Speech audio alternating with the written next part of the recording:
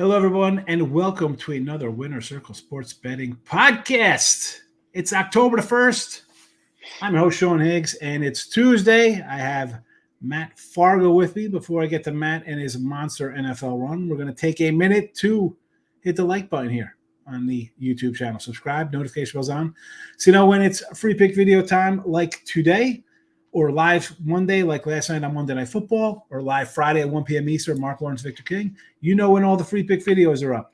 Doug Upstone, Jim Trimbus, Paul Bovey, Jim Feist, Mark Lawrence, a bevy of handicappers, free picks Monday through Friday. Do not want to miss out.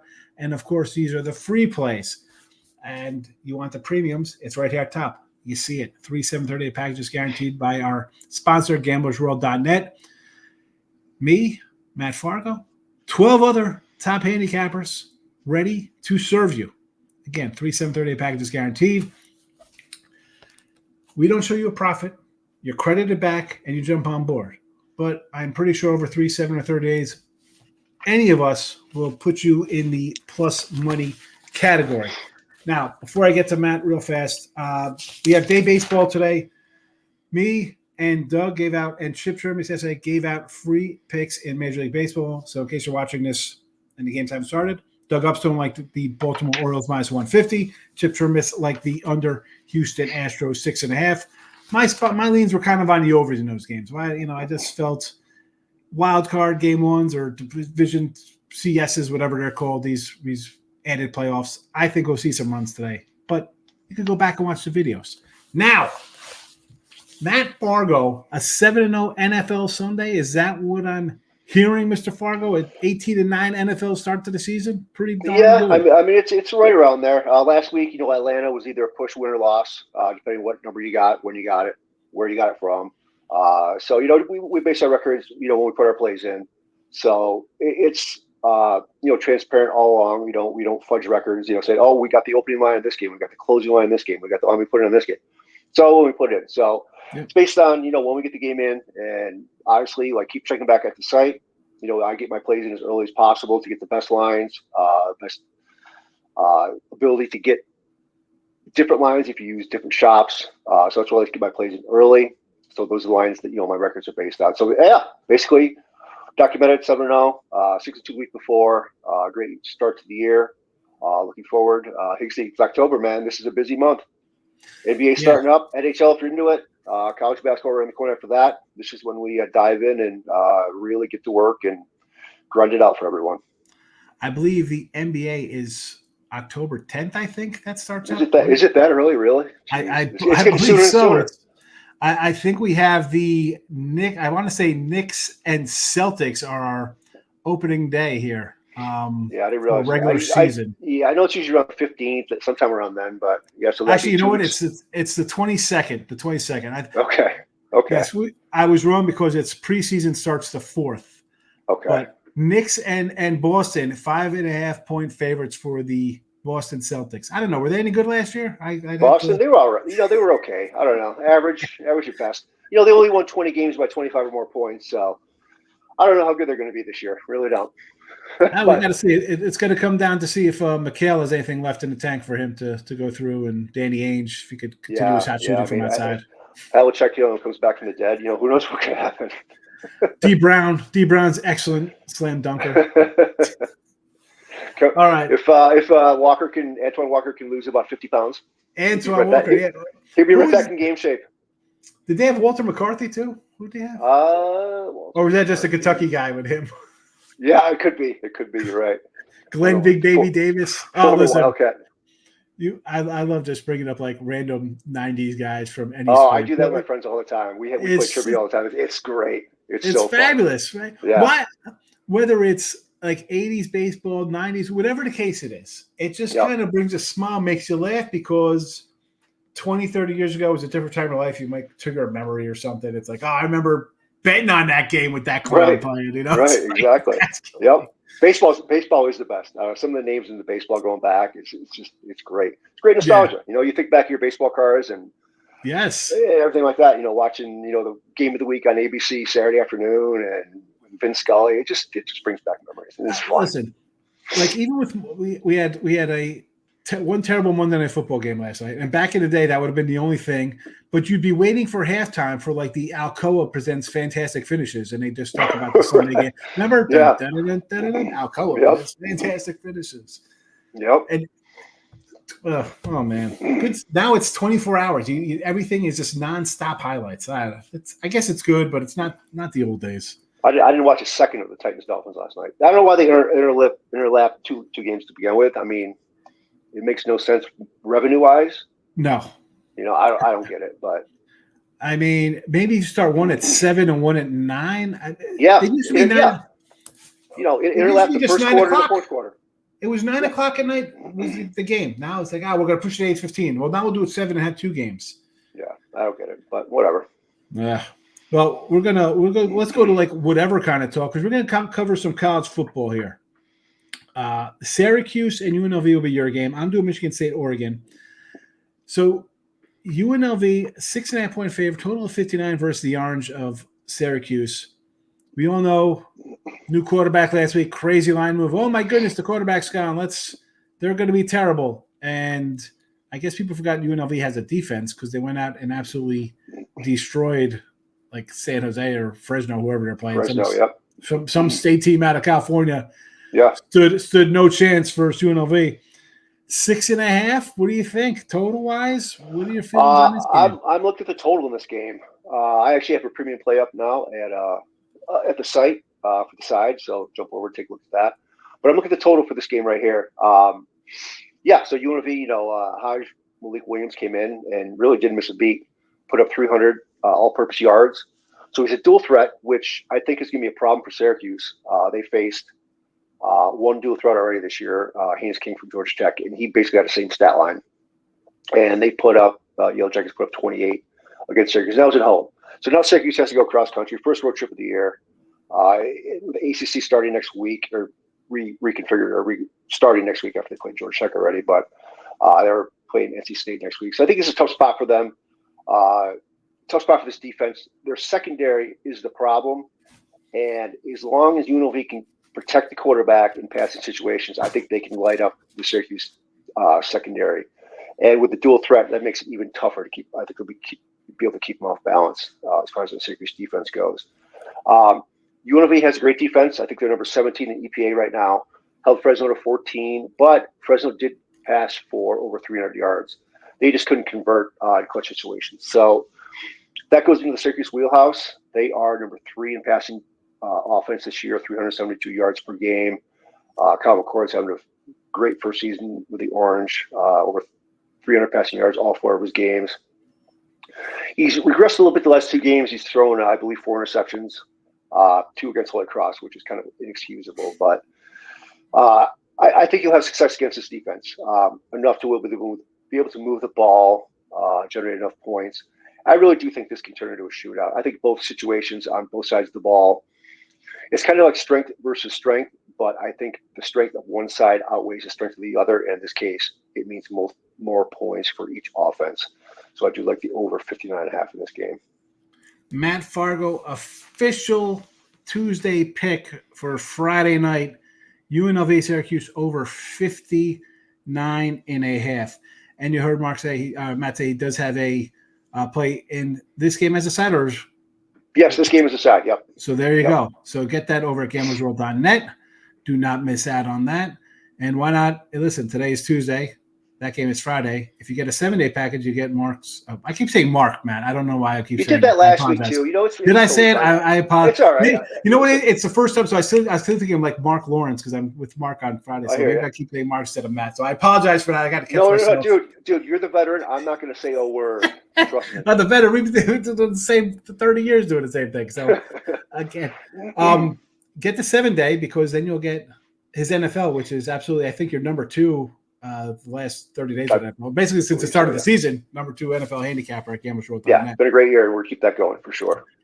So I have Michigan State and Oregon. Now, I do not have any college or NFL packages up for this weekend, but I do have Major League Baseball for today. So there is still time to get down on some MLB at gamblersWORLD.net with Major League Baseball.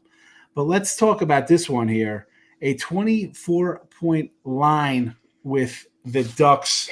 And I got to say, I think they've not underachieved. I don't know exactly the right word is, but they're 1-3 ATS.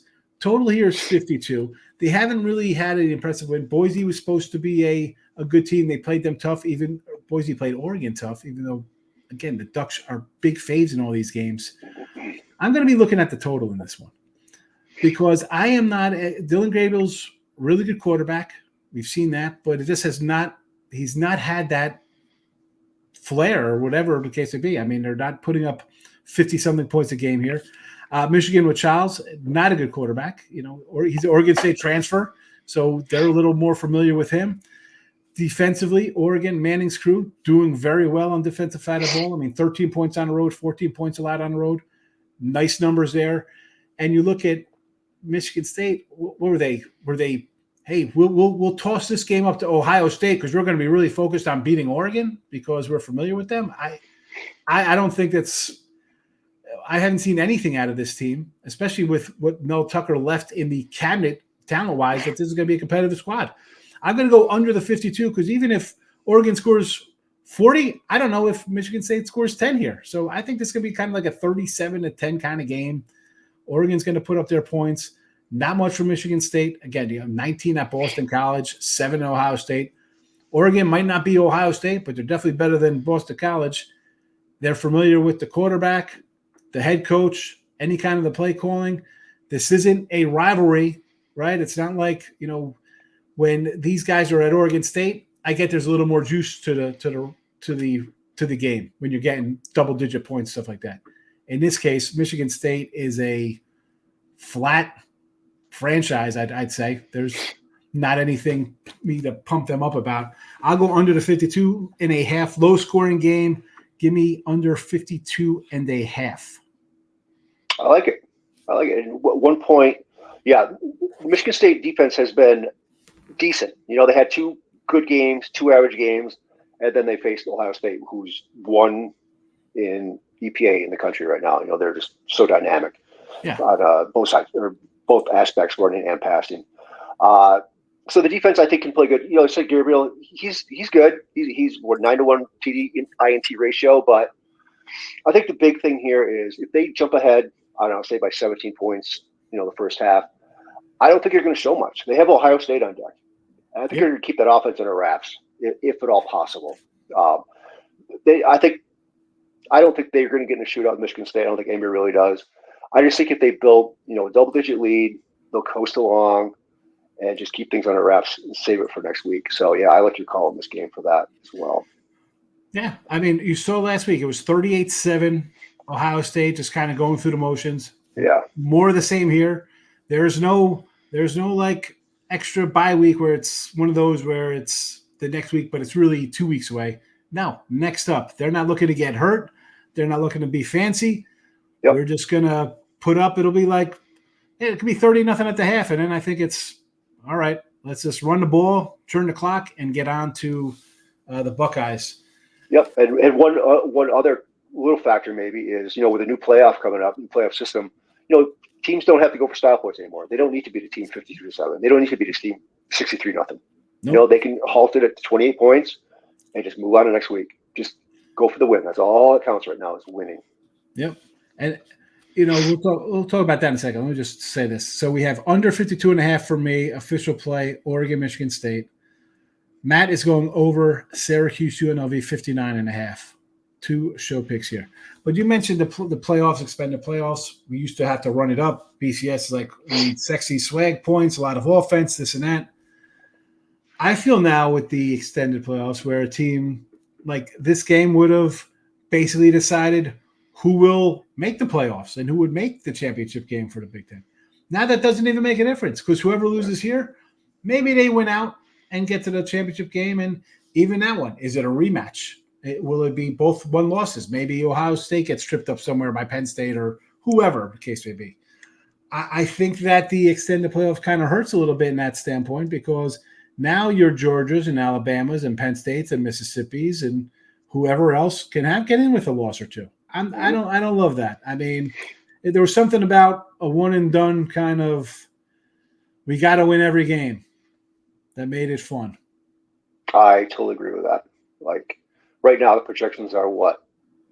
4 Big Ten teams, 6 SEC teams, I think, something like that, and one Big 12 and one of the Group 5. Yeah, so yeah, or Oregon could actually lose this game, win out, and still make the playoff. Or they could lose this week, lose next week, win out, win the Big Ten championship if they're in it, and still get it. So it takes a lot of the game by game schedule away, which did make it exciting, which made it fun, which made it seem like every game was meaningful, especially after the first month of the season. Because if you lose the first month, you still have a shot no matter what. But now going forward, lose a game in October, lose 2 games in October, you were completely cooked. Now, could a 3-loss SEC team get in? Sadly, it's possible. Yeah, I don't agree with, but it's the way college football is moved right now, and just being dominated by the 2 super conferences, it's not as exciting. There are some really good Big 12 teams. Like Utah lost last week. Are they done now? Maybe. If they don't win the Big 12 championship, they're probably not getting in.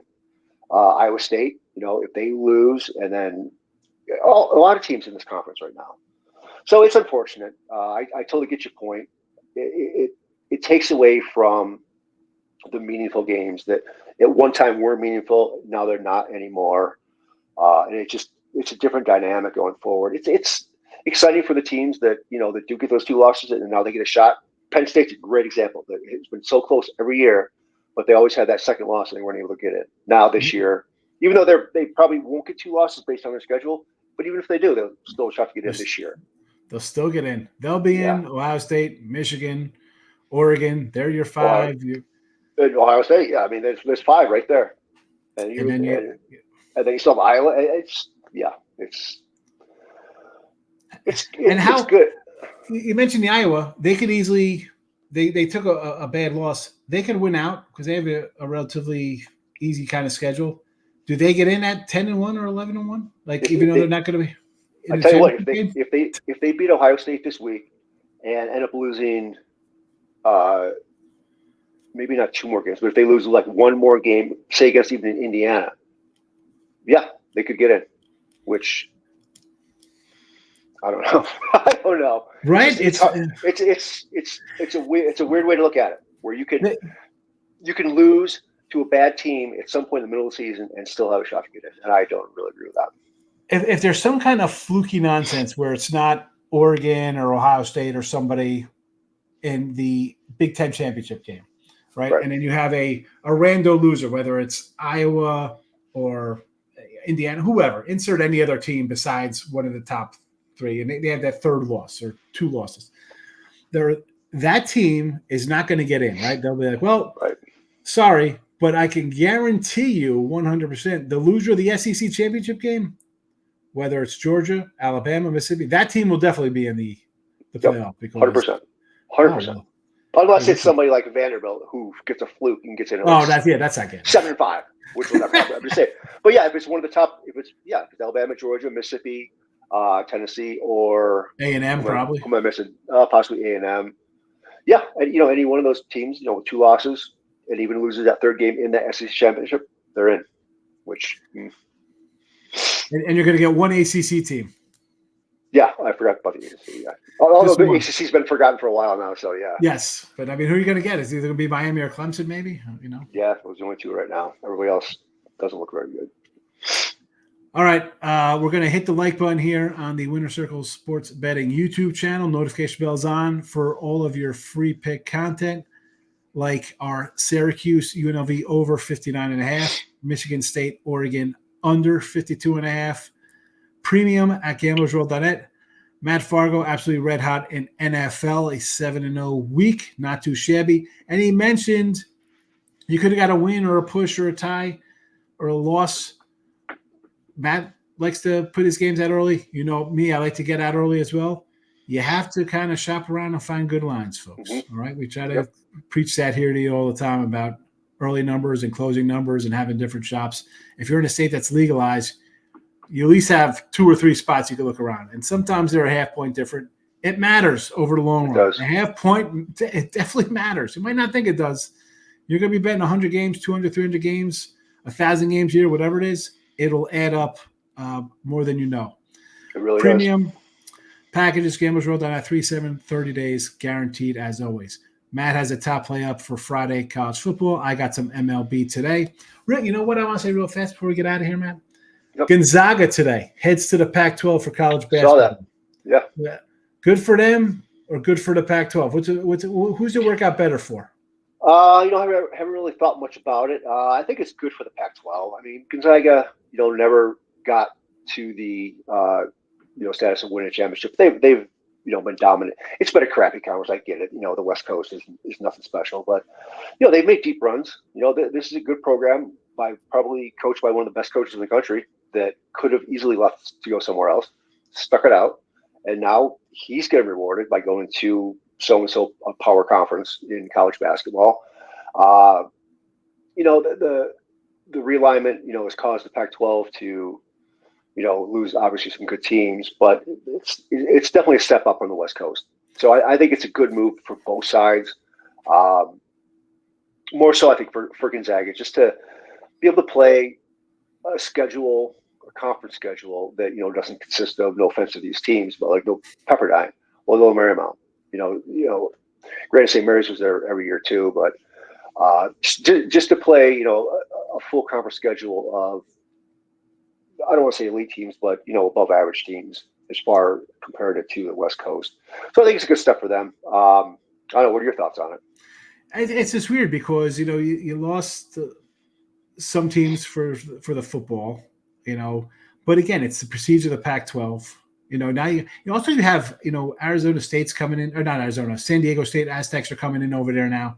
I think it's a good little conference. I mean, you are the top dogs in there. I mean, even what program you look at the last 20 years, they're as good as, I know you, again, championship wise aside, but going to the tournament and championships and runs, you can put them up there with all the UConns and North Carolinas and clubs. I know you haven't got that top over the hill kind of thing, but they're as good putting a product out as any blue blood team there is in college basketball. Yeah, so. And making a comparison to the Pac-12, I mean, they've been just as good as Arizona. Yeah. They've been just as good as UCLA, just as good as USC. USC's kind of been on a so-so run the last decade or so, but they've had their moments. If Gonzaga was in the Pac-12, say for the last decade, they'd be right up the top, I think. They'd be competing with all those teams and still make runs in NCAA tournaments. And it's good for recruiting. I mean, play in these different schools, these, maybe more respected schools as far as college basketball goes. I think it's good for recruiting as well. Absolutely. Yeah, that's what I think. That's why they schedule these tough non-conference games. You got to get eyes on you. You got to prove to other teams that you're legit. It takes a while to get there, but they're definitely there now. Right. And that's why Gonzaga, the out-of-conference schedule, non-conference schedule early in the season, it's always been one of the toughest because they know they need to play these big teams, the Michigan States, the Dukes, early in the year in these tournaments in one-off games to build their resume early because, winning the West Coast will obviously get you in automatically, but if for some reason they did not win it and did not have the resume going forward, going into conference play, they would not make it. Now, playing in a better conference against better teams, they have the possibility. It's kind of like the Mountain West, where they have the possibility of getting 3 or 4 teams into the NCAA tournament, as opposed to having it just to win the championship game to get in. Well, it's like you mentioned that, and then we'll get out of here. Like St. Mary's like, oh, it's just the W. It's Gonzaga, nobody else. Well, you flip that to like SEC football. Well, Arkansas needs a bowl bid. They're 6-6 in the SEC. Right. They got to get there. Look who they play. So that helps you. Okay. Yep. As sad as it absolutely. is, it helps. It helps. The name on the jersey or in your conference definitely helps these squads, whether it's football or basketball. Yep. I don't know much about their college baseball, but I'm sure it's probably the same kind of thing there. I don't know. Yeah, that's SEC heavy for sure. Yeah, for sure. I don't follow college baseball much either, but I know the SEC rules baseball, so it's the same thing. Yeah, I do not know college baseball. I'm sorry, but all right, we're gonna get out of here on a Tuesday afternoon. We have Major League Baseball playoffs today, so be sure to check out gamblersWORLD.net for any Major League picks you want on this Tuesday afternoon. For Matt, 2 T's Fargo, not Mark, he's Matt. There you Higgs. go. Winner Circle, Gamblers World. We're out of here. Good luck, everybody. See you tomorrow with Brian Bittler. Bye-bye.